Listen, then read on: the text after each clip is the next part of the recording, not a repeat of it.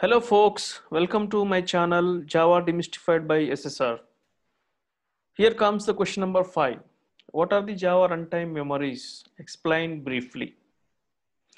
When Java source file is compiled, we will get the bytecode, which is nothing but the .class file. And this bytecode can run on any machine, provided JVM exists on top of the operating system of those machines or those devices. So here JVM during the execution of any Java program, any Java application, it allocates memory for parts of your Java application into different memory areas of your main memory. That is nothing but the random access memory. Let's demystify the Java runtime memories.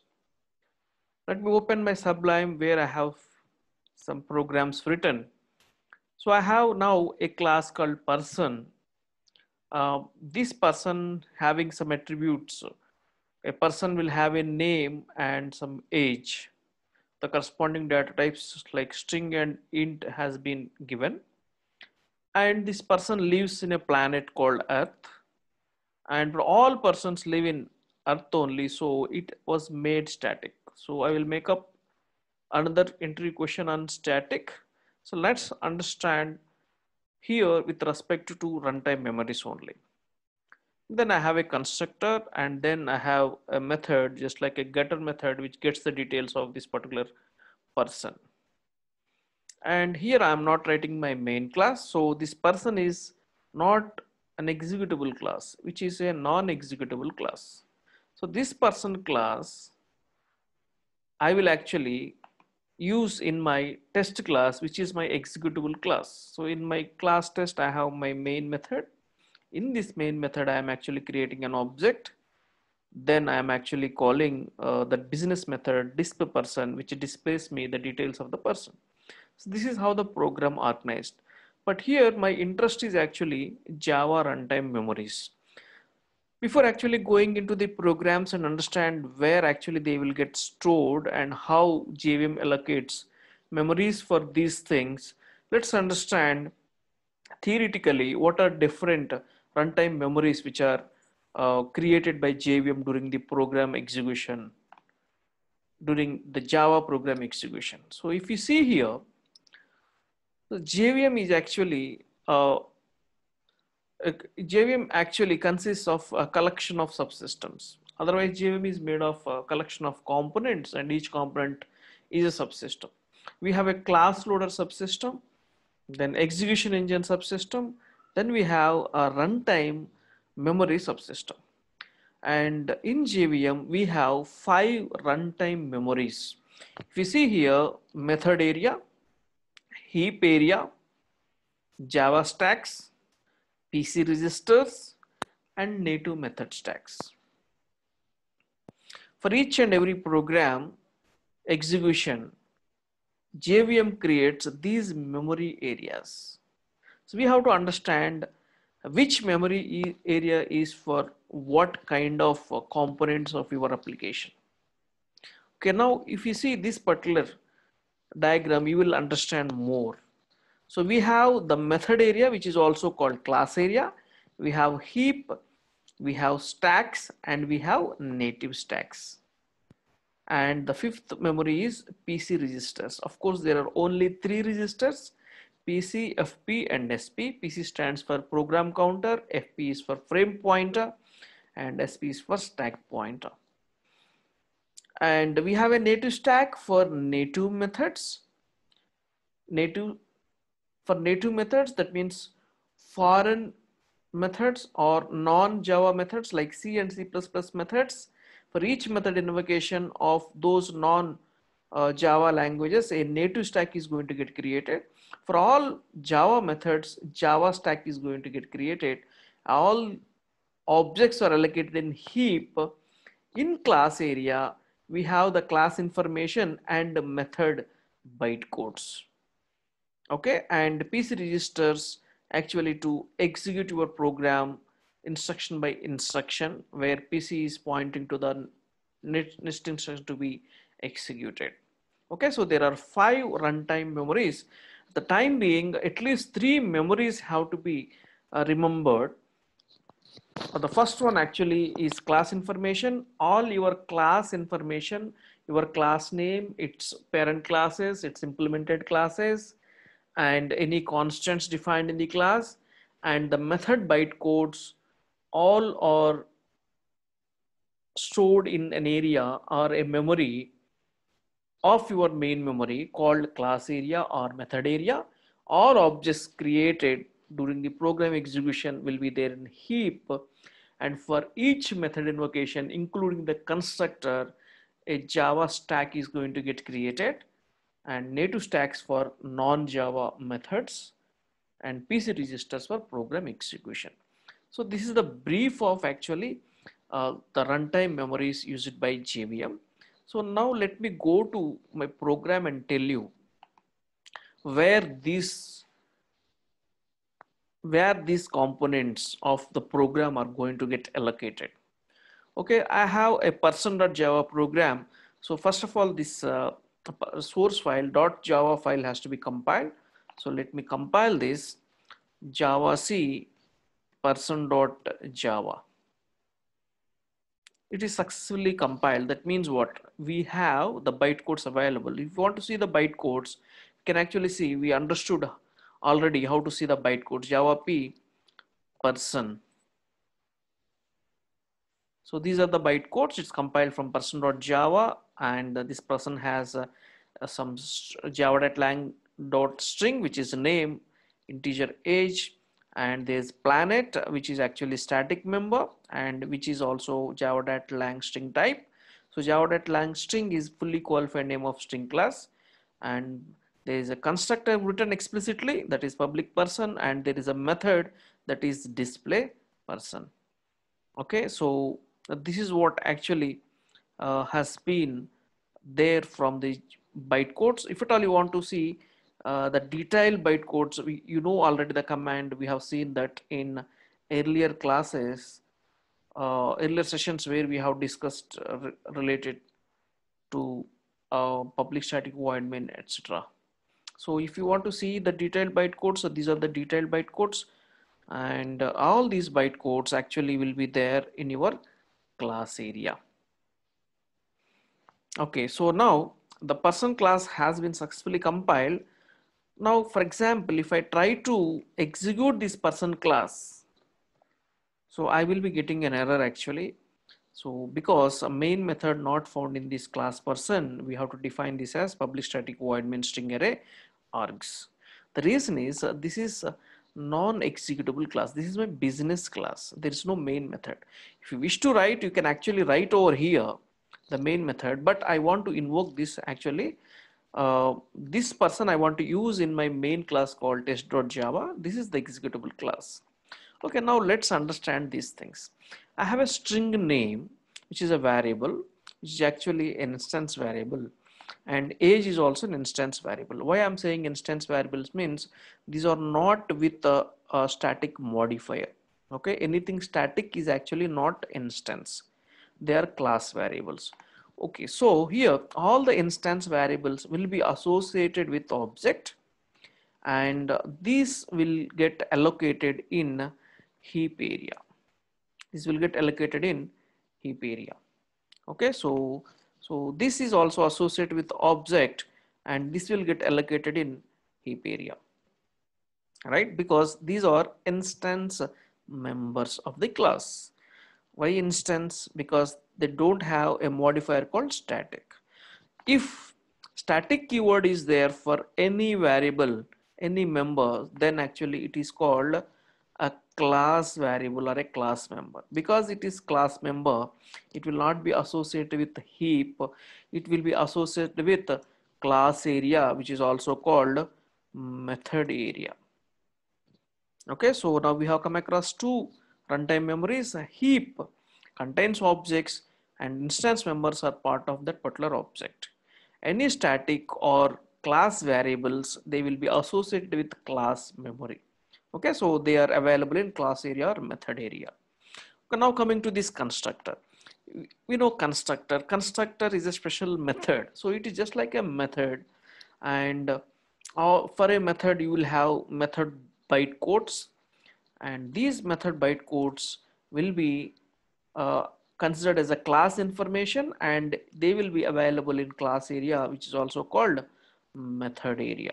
So all the method codes will be in method area, right? And the dispersion, which is also a method, which is also have bytecodes. You can actually see bytecodes with java p command, and this will be available in class area, or we can say method area. Okay, we are done with this particular program, right? So what is the class information? So this class information, person class and its parents and its implemented interface, if any are there, so they are also available in class area, right? So at least at this stage, you need to remember three runtime memories. One is class area, heap area, and then stack area. But here I don't have any local members, so stack area has not come. So we will be seeing that in the test class actually. So in class person, so these members, instance members will be stored in heap area as part of objects. Static members will be as part of class area or methods. If any constants also there, they will be as part of class area only. And all method bytecodes will be in method area, which is also called class area, right? So this is what about the runtime memories used for this particular class. Now let's go to this test.java, which is my main class, which is my executable class. So here I have this main method, which is a static method. Okay, even though it is static method, it's a method. So for this actually the bytecodes will be there, and these bytecodes will be as part of this method area, okay, which is also called class area, right? Yeah, so now in this particular method we have something called person p. So that means p actually is a variable. P basically is a variable, and which is a reference variable, because its type is not primitive, it's not integer or double or character something, it's a person type. So person is a class, right? So it's a reference variable, and this variable is declared as part of my main method. So any variable declared as part of a main will be a local variable. It's a reference variable and it's a local variable, right? So all local variables will be allocated as part of a stack memory, or we can say stack area. So all the local variables will be stored in a stack area, because for each method invocation, a stack is going to get created. For main stack is going to get created, but the bytecodes are available in the class area, and those bytecodes are getting executed with the execution engine, and the program counter will be pointing to the instruction to be executed. During their execution, if any local variables are there, the local variables will be as part of this particular stack. Okay, so when we say p dot disp person, this is a method invocation. So p refers to a person object, and the disp person bytecodes are available in the class area, and those class area bytecodes will get executed. When they are getting executed, the codes as part of this person will get executed. That is nothing but printing the name, age, and planet values actually. Okay, so now let me actually, because I have compiled already my person class, and let me compile my test class Java C test.java, compiled successfully. And when I run actually, what is happening? So when I run test Java test is nothing but test.main. So if you see here, the test class, an object of person is going to get created. An object of person is going to get created. So whenever we say new, so new refers to the heap memory, and person object is going to get created. And the object reference is returned back, and P actually points to that particular object. And then so this person method is called on this particular object P, object referred by P. So the method codes of this person will get executed. Name, age, and planet are going to get printed actually. So let us check that. Java space test. And now if you see, the name is XYZ, age is 20, and the person lives on Earth. Okay, so here I took name and age over here. In the constructor I have constructed its values, and this planet actually has a value Earth, which is a static member. It is available as part of a class area. So now let me tell actually some more details of this. So when the program execution starts, that means when your program is compiled and the dot class file is available, that means your bytecodes are available. And whenever you say Java space test, that is a program execution. So runtime execution, it calls actually what? Main method, right? So before that, what actually happens is, if you see the procedure, actually the steps involved in program execution. So first thing that what actually happens, compilation has to be taken place. So when compiled, it is actually giving us a dot class file from dot Java. That means from dot Java, we are going to get this dot class file, right? So this is at compiler level. So then we have to run actually. So run, or at the runtime level actually. While we are running actually, what happens, this dot class file will get loaded first. The dot class file will get loaded. So when it loaded, what actually happens is all the class information will be loaded in class area. So what all will get loaded actually? Your class details, your parents for this class details, okay, then any static members and the method codes. So all these things will get uh, actually loaded to your class area. Okay, so after loading actually, uh, verification will happen, then initialization will happen. Later actually interpretation will start. So after loading, this interpretation will start, because Java both compiled and interpreted, right? So this interpretation will start actually. As part of interpretation, main method is called actually. So the main is called. So whenever the main is called, what happens? A stack is going to get created. That means stack area is going to get created for the main method. And if any local variables are there, these local variables will get stored in this particular stack. Okay, so during the execution of your main byte codes, if at all any object creation was there, so that means anything is there with the new, the objects will get created. The objects will get created as part of your main in heap area. Okay, in heap area. Okay, so later the bytecodes, if based on the lines that you are writing in main, or based on your statements, um, anything has to be allocated anywhere, those things will get allocated. But as far of this program is concerned, we're actually calling to disp person. Because it is a method, a stack is going to get created.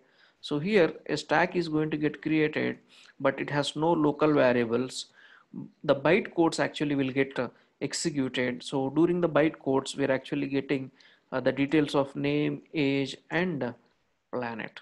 So this is actually what happens during the program execution for this particular uh, test class, which is an executable class.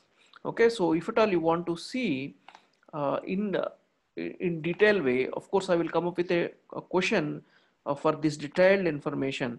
So you have a class area, you will have heap area, and you will have stacks also. You will have stack area also. So this particular thing, actually what I'm saying is, this is a class area or method area, and this particular thing is a stack for main method. So this is actually the main stack, and this is the main stack, and this is actually heap. So at least these things actually required to be known to every programmer or every aspirant of Java. Okay, so what happens first actually? So whenever the class is loaded, so before interpretations, the class memory is going to get created. So this is the thing that is going to happen. This is the thing that is going to happen for the first time actually. So this will happen first time. For the first, this is in the order actually. So this is going to happen first time. So the order one actually. Okay, so when the class is loaded, all the class information, class parents information, interfaces, byte codes, method names and method byte codes, static members, everything are going to get allocated over here. So after that, main is invoked by the interpreter. Interpreter starts executing its codes actually. So whenever main is invoked, a main stack is going to get created. So that means here the second step actually is this. The main stack is going to get created, and whenever main stack is getting created, any local variables are there. So for example, here I have a local variable over there here, that is p. So this p is going to get allocated in this particular stack area. Okay, so then new person, so new person, a new object is going to get created. That new object actually will get created in a heap area. So you will have one object created, and which is actually uh, referred by this particular p. Okay, so whenever this person object is created, so person has some values actually, right? So you can see here the person has a name, age, right? So this person name, age will be initially with their default value. So name will be null and age will be 0. And when actually this static string planet earth, this particular static member is going to be there actually in this particular class area. Okay, so that is going to actually happen. So in the class area you have this planet, and in the heap you will have instance variable details. Later when the constructor is invoked, these xyz and 20 will be placed in this particular object. Okay, so here my interest is actually to introduce you the Java runtime memories. So for all the class information, class area, and for static members and constants, class area, for all the objects that are getting created, so you have the heap area, and for each method invocation you have a stack, and any local variables are there. These local variables are going to get stored in this particular stack area. Like this, JVM creates a runtime memories during the Java program execution. Of course, you have two more things actually. So those are you have a native stack for all this native stack for all your native methods. Native methods are non-Java methods actually. So this is the native stack, and we have the PC registers actually.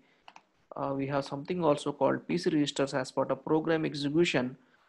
We have the PC registers, and there are only three registers actually: PC, stack pointer, and FP. So stack pointer actually points to the stack, and the frame pointer points to the frame. What is frame actually?